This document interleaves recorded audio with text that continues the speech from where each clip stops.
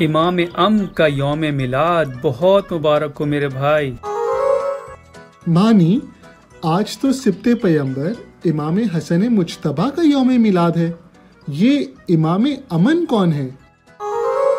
میرے بھائی، تاریخ نے تو یہی نام دیا ہے، امام حسن صلح اور امن کے امام، اور امام حسین جنگ کے امام۔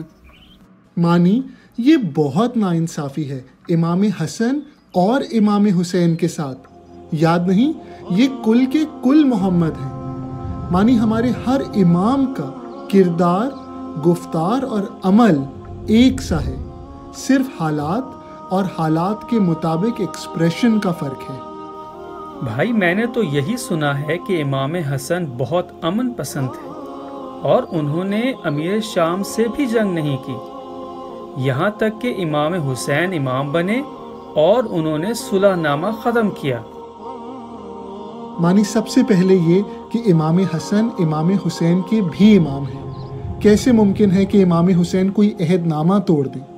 دوسرا یہ کہ عہد نامہ امیر شام کی طرف سے توڑا گیا یزید کو خلیفہ نامزد کر کے۔ اور مانی، کیا تم جانتے ہو امام حسن نے یہ صلح حالت جنگ میں کی تھی؟ کیا امام حسن کبھی جنگ پہ بھی آمادہ تھے؟ نہ صرف آمادہ تھے بلکہ عبید اللہ ابن عباس کی سالاری میں لشکر بھی روانہ کیا تھا۔ پھر یہ صلح کا سلسلہ کیسے سامنے آ گیا؟ امام علیہ السلام کی فوج لالچ اور فریب کا شکار ہوئی، یہاں تک کہ سپہ سالار عبید اللہ ابن عباس جو بنی ہاشم میں سے تھے، اپنے ساتھیوں سمیت امام علیہ السلام کو چھوڑ کر امیر شام سے جا ملے۔ ان کو پیشکش عورت، درہم و دینار اور پورے عالم اسلام کی سالاری کی تھی۔ اوف، یہ تو میں سوچ بھی نہیں سکتا تھا کہ وہ فوج جس کا سپہ سالار، جس کا چیف دشمن سے جا ملے، وہ فوج کیسے لڑ سکتی ہے؟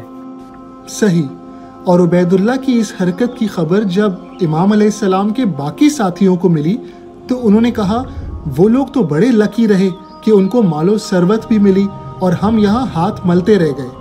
اس کے بعد امام علیہ السلام کی اپنی فوج نے اپنی ہی فوج کو لوٹنا شروع کر دیا، اور جب اپنی ہی فوج میں لوٹنے کو کچھ باقی نہ رہا تو پھر امام علیہ السلام کے خیمے کا رخ کیا اور پھر امام علیہ السلام کا خیمہ لوٹا۔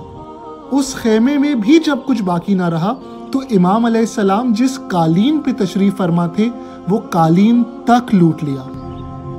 یہ مصائب امام حسن تو زمین و آسمان سے زیادہ ہیں۔ مانی، کاش کہ امام علیہ السلام کے مصائب بس یہیں تک ہوتے، لیکن ابھی تمہارے سوال کا جواب باقی ہے کہ امام علیہ السلام نے صلح کیوں کی۔ پلیز بتاؤ مجھے کہ ایسا کیا ہوا؟ مانی، جب لوٹنے کو کچھ بھی نہ بچا تو ساتھیوں نے یہ مشورہ کیا کہ امام علیہ السلام کو پکڑ کر امیر شام کے ہاتھوں فروخت کر دیتے ہیں اور انعام و معاوضہ وصول کر لیتے ہیں۔ امام حسن فرماتے ہیں کہ میرے سامنے دو منصوبے تھے، ایک منصوبہ دشمن کا اور ایک منصوبہ میرے اپنے ساتھیوں کا، اور میرے اپنے ساتھیوں کے منصوبے میں بے پناہ ذلت تھی۔ مانی، یہ تھے وہ حالات جس میں امام علیہ السلام نے صلح نامہ قبول کیا۔ یہ تو بہت دردناک ہے۔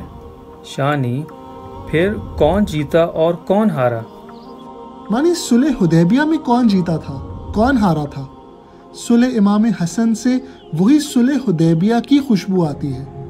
امام علیہ السلام نے اپنی فہم و فراست سے صلح نامے میں وہ چیزیں قبول کروائیں جن کی وجہ سے بنو امیہ ابداً ابدا بے نقاب ہو گئے اور چند ہی سال بعد عہد نامہ توڑنے پر مجبور ہو گئے۔ جس طرح صلح حدیبیہ دین محمدی کی ترویج کا باعث بنا، صلح امام حسن دین ناب محمدی، خالص دین اسلام کی ترویج کا باعث بنا۔ سبحان اللہ۔ مانی، اور آخری بات، امام حسن اور امام حسین میں تو کوئی فرق نہیں تھا، لیکن اصحاب امام حسن اور اصحاب امام حسین میں زمین آسمان کا فرق تھا۔ اب یہ سوچو کہ امام زمانہ غیبت میں کیوں ہے، امام زمانہ کون سے ساتھیوں کا انتظار کر رہے ہیں اور ہمارا رشتہ اپنے امام سے کون سا ہے؟ وہ رشتہ جو اصحاب امام حسن کا امام حسن کے ساتھ تھا، یا وہ رشتہ جو اصحاب امام حسین کا امام حسین کے ساتھ تھا؟ میں آج ہی صلح امام حسن کو پڑھوں گا اور اس سے سبق لے کر اپنی زندگی میں عملی چینج لاؤں گا۔ آپ سب بھی یہی کریں اور ہمارے اس میسج کو سب سے شیئر کریں، اور ہاں، ہمیں سبسکرائب کرنا نہ بھولیں۔